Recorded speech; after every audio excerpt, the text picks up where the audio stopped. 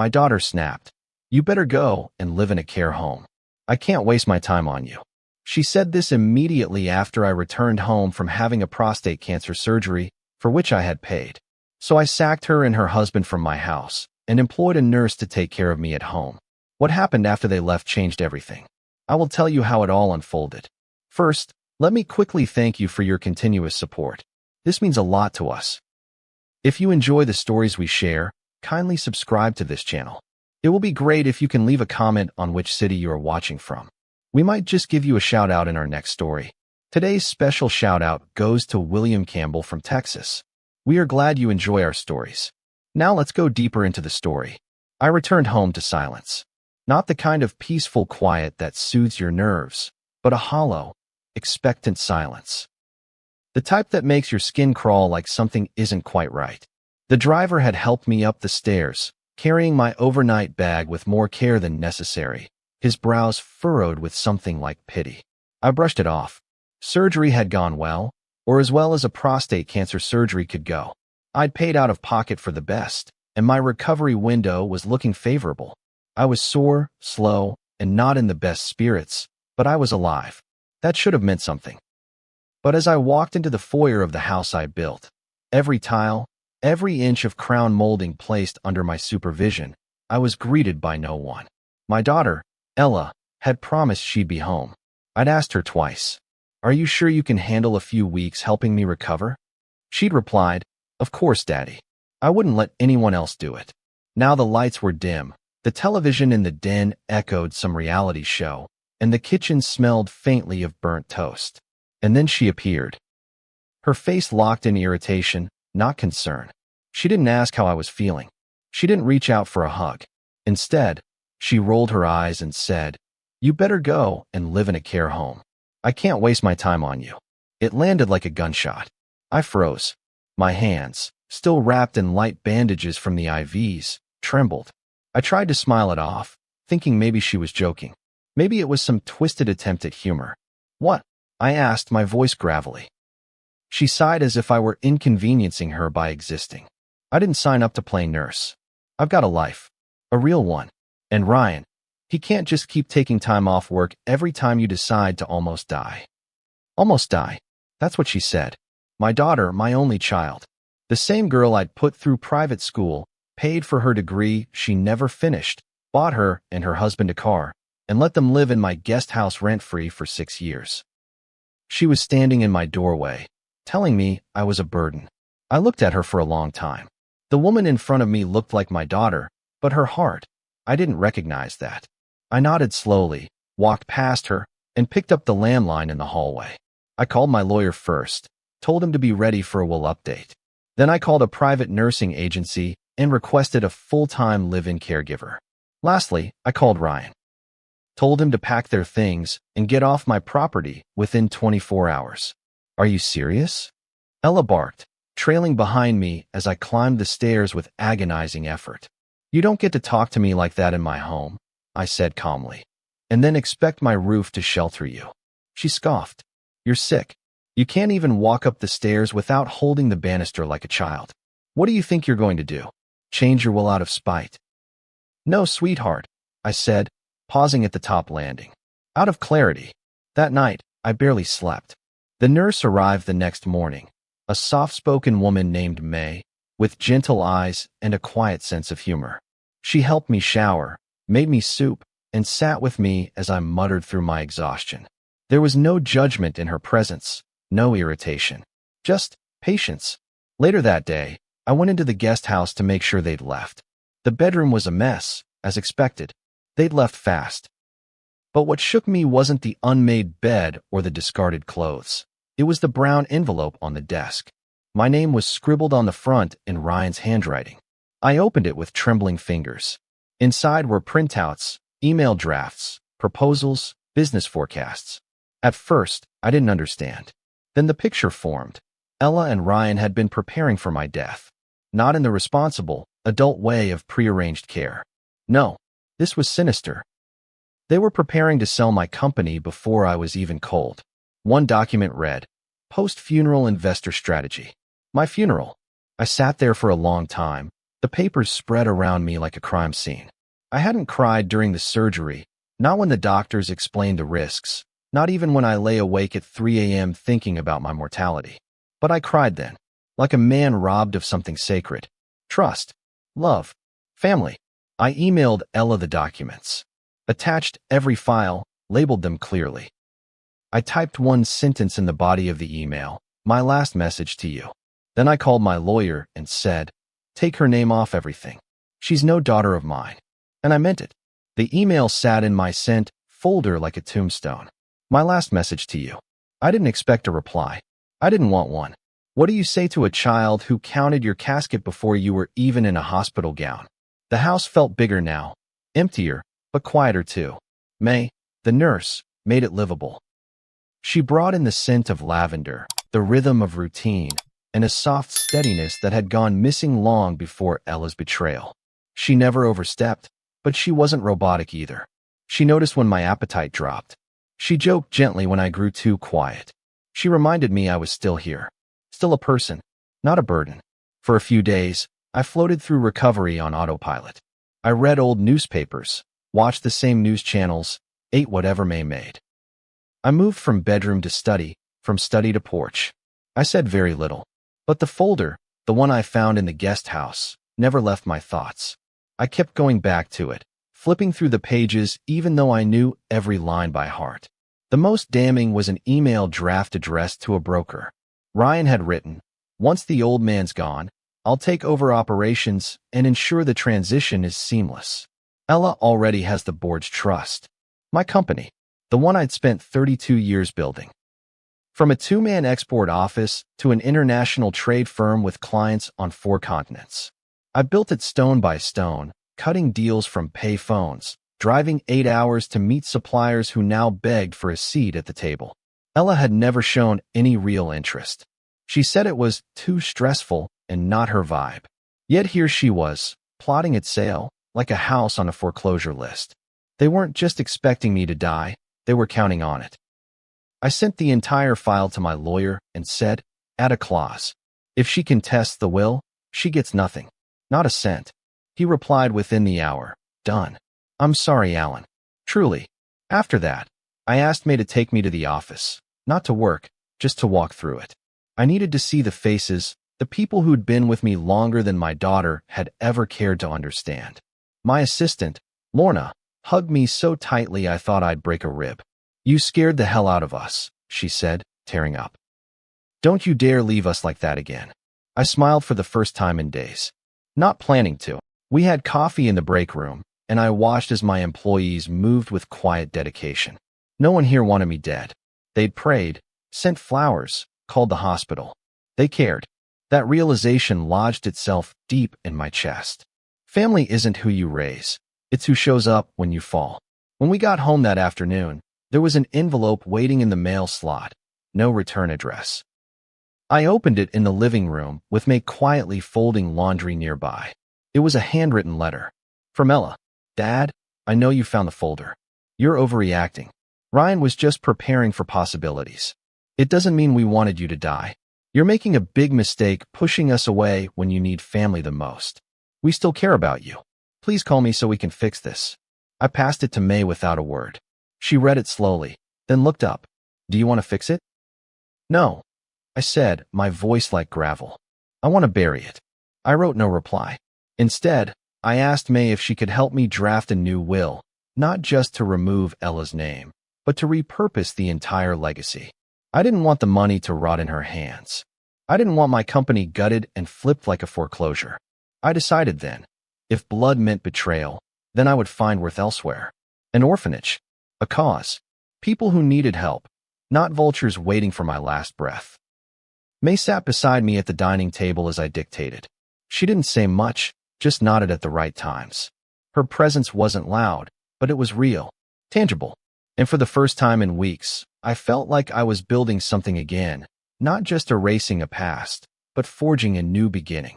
Later that night, as I lay in bed staring at the ceiling, I heard her hum softly from the guest room. A lullaby, maybe, or something from her childhood. It reminded me of how Ella used to hum when she was little, back before bitterness hardened her into someone I didn't recognize. I didn't hate her. I envied the girl she once was. But that girl was gone. I closed my eyes and repeated the words I'd sent her, my last message to you. And this time, I believed it. Silence can be deceptive.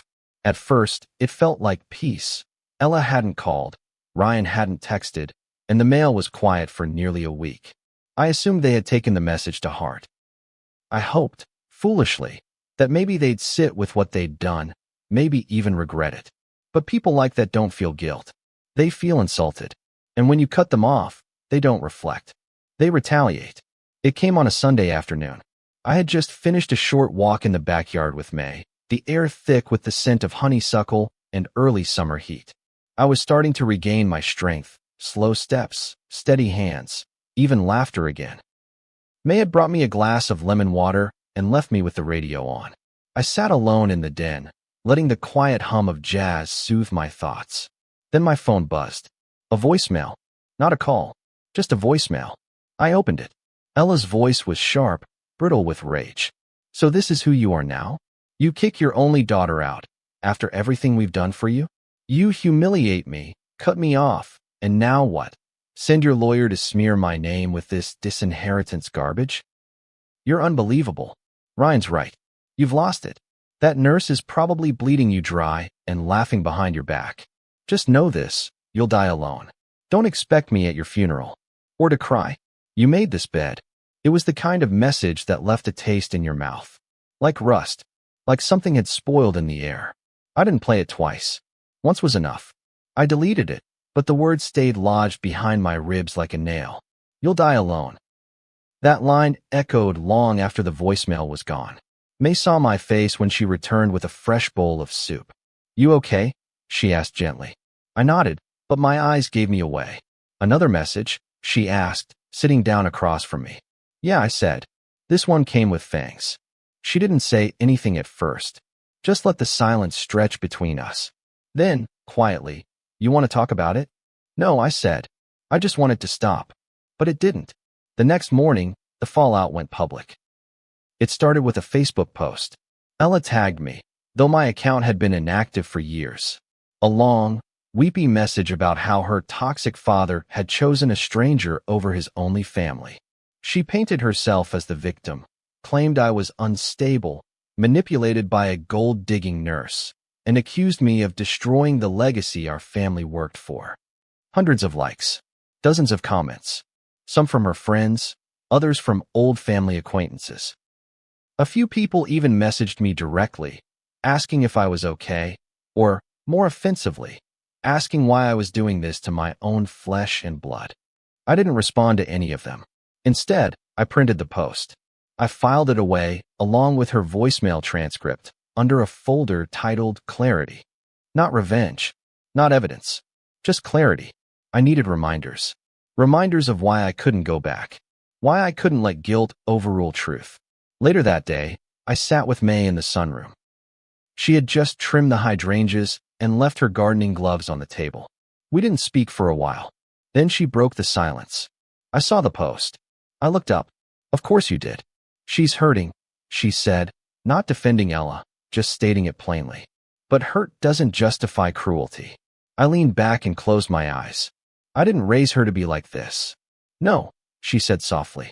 But sometimes, we raise them, and the world finishes the job.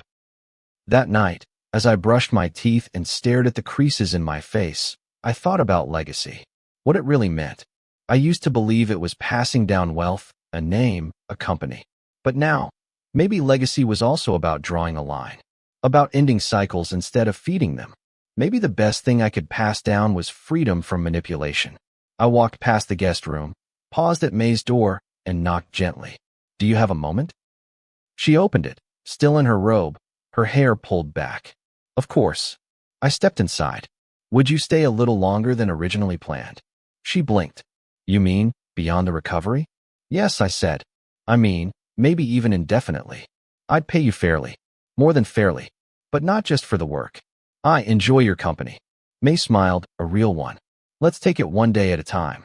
And for the first time in months, I felt like I had time again. It began with tea.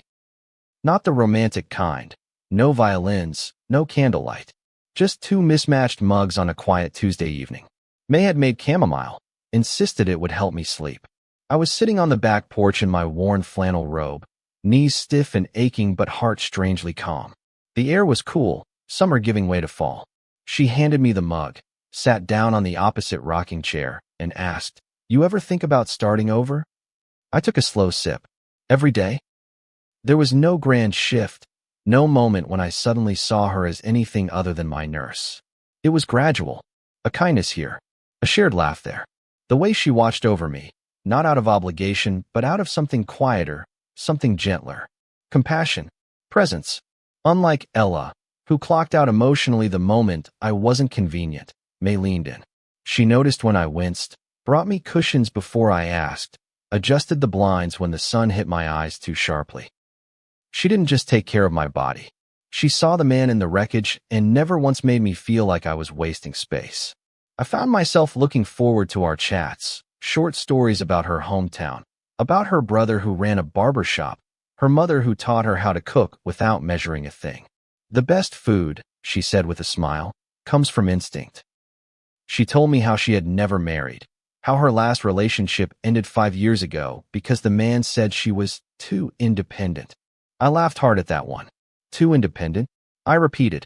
That sounds like something a weak man says when he can't keep up. She grinned. Exactly what my mother said. We fell into a rhythm that neither of us named. I still had the occasional checkup. My health wasn't perfect. But I began to sleep deeper, eat more, laugh louder. The house began to feel like a home again. Not because of possessions, but because of presence. One evening, after dinner, I stood in the kitchen drying dishes while she rinsed. Our hands bumped as we passed a plate, and something lingered. A second too long. She looked up. I looked away. The next morning, I found her sitting in the garden reading a book. I sat beside her. Not a word was spoken for 5 minutes. Then I cleared my throat. "This is probably wildly inappropriate," I said, voice shaking more than I wanted.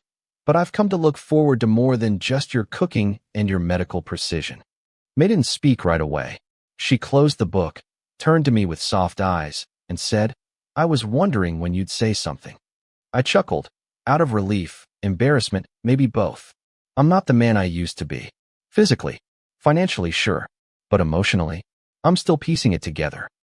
"You don't need to be the man you were," she said. "Just be real."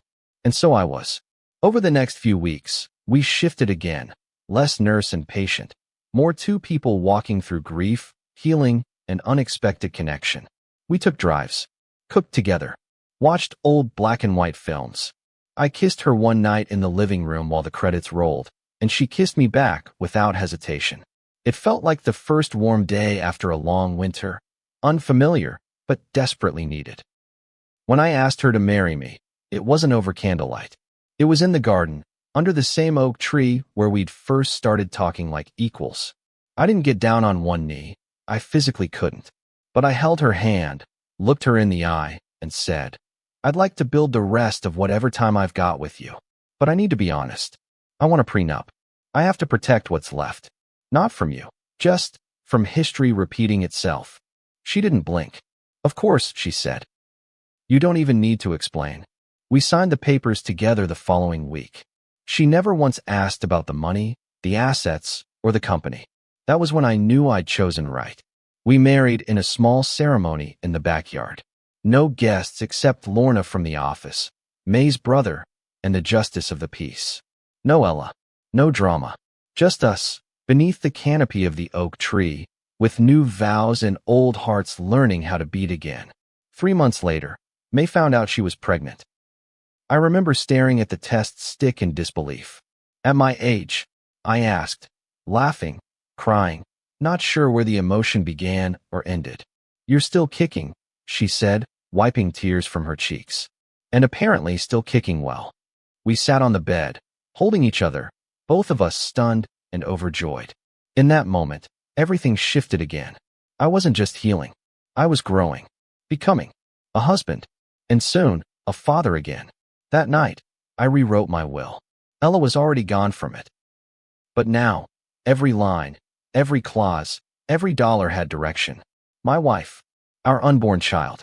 The life we were building, simple, grounded, and real.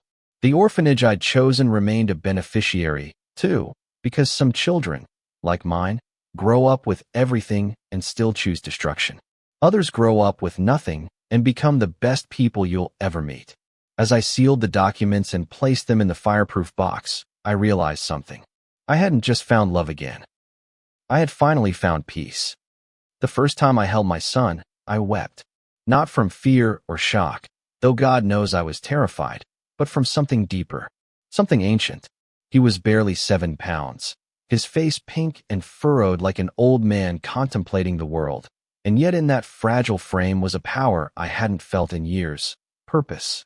True, unfiltered, uncompromising purpose. I named him Samuel, after my father, the only man who had ever taught me that love didn't have to be loud to be lifelong. May looked up from the hospital bed, her skin pale but glowing in the way only new mothers do, and whispered, "He looks like you." And just like that, I felt reborn.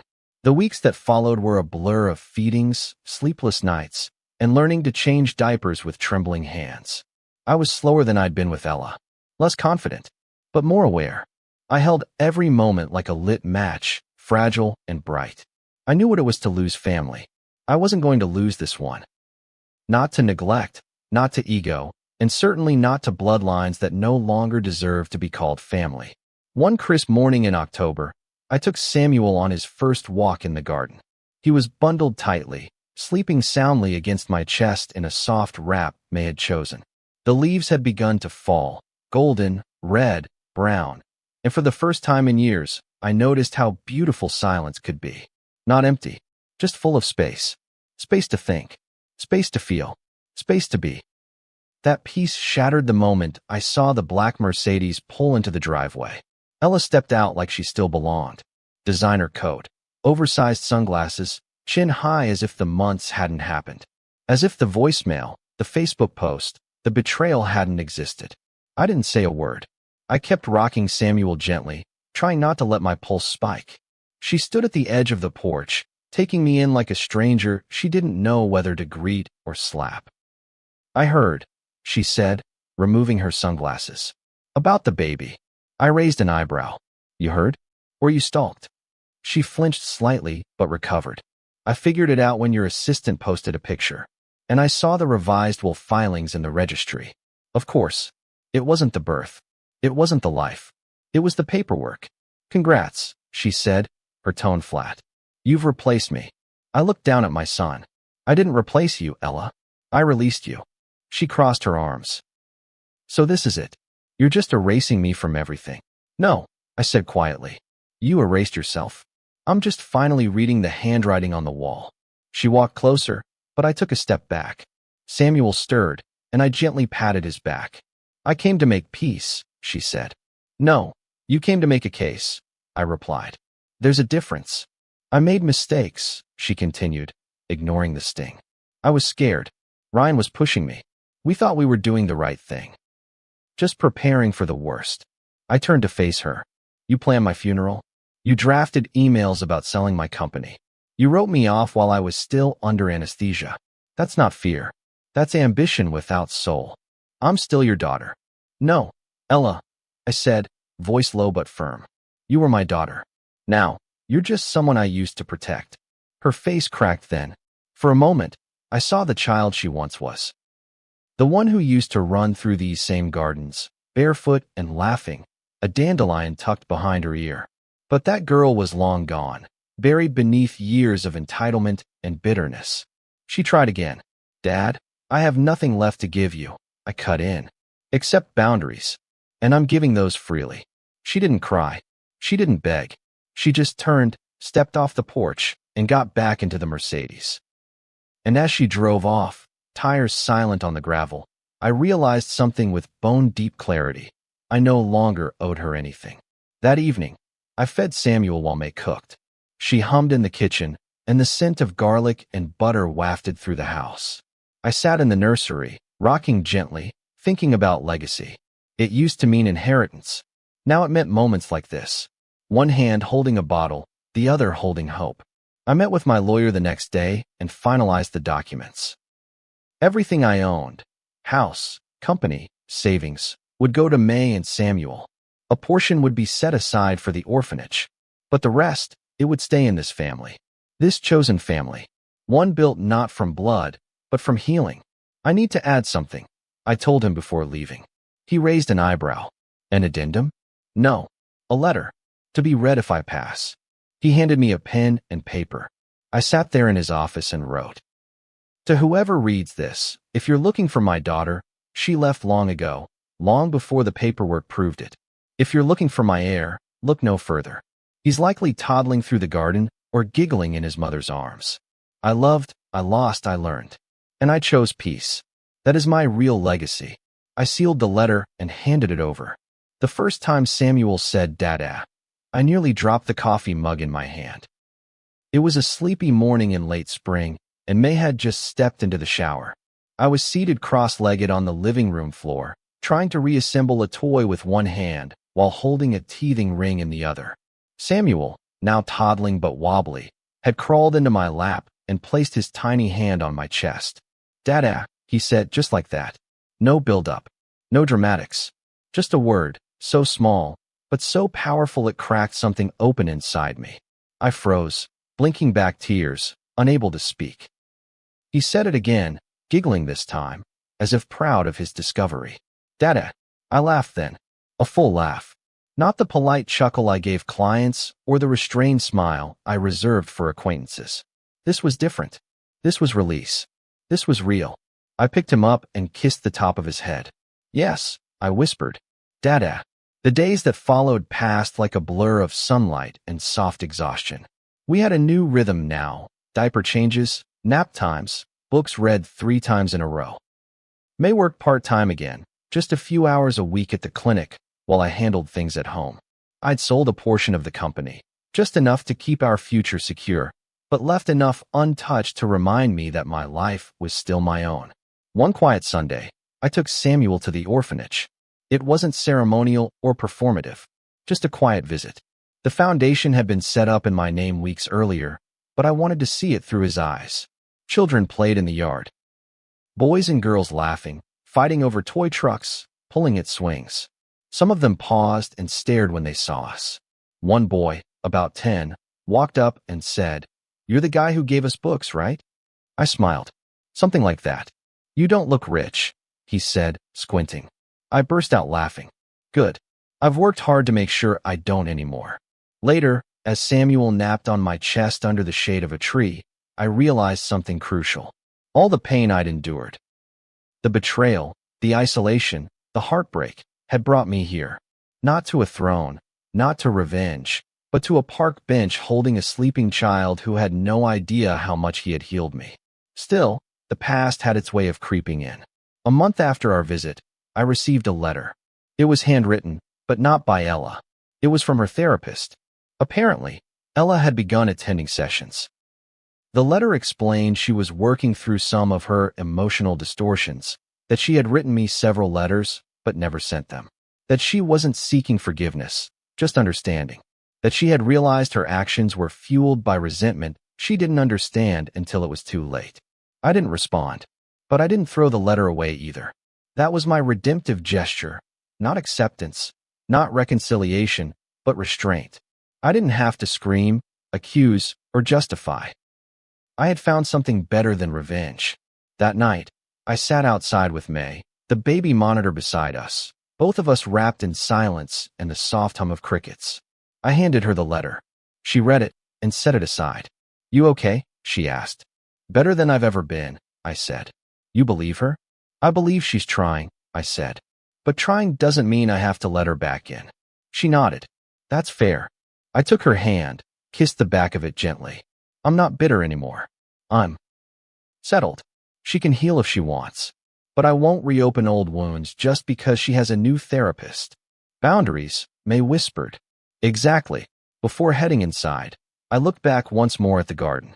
The same one Ella used to run through. The same one where I married May. The same one where Samuel would one day learn to walk. It wasn't about starting over anymore. It was about choosing better. Choosing peace. Choosing presence.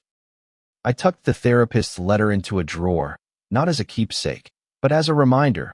I could be open without being vulnerable. I could be compassionate without being careless.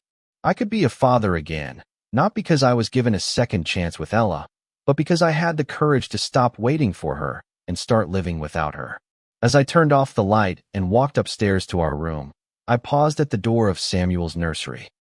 He was fast asleep, arms splayed, mouth open in that unguarded way only babies can manage. I whispered, "You saved me, little one." And I meant it. Have you ever had to choose peace over family? Sometimes the deepest wounds come from those closest to us, but healing doesn't always mean reconciliation. If this story struck a chord, let us know in the comments. Don't forget to like, subscribe, and share your story. Someone out there might need the courage to walk away too. See you soon in the next story.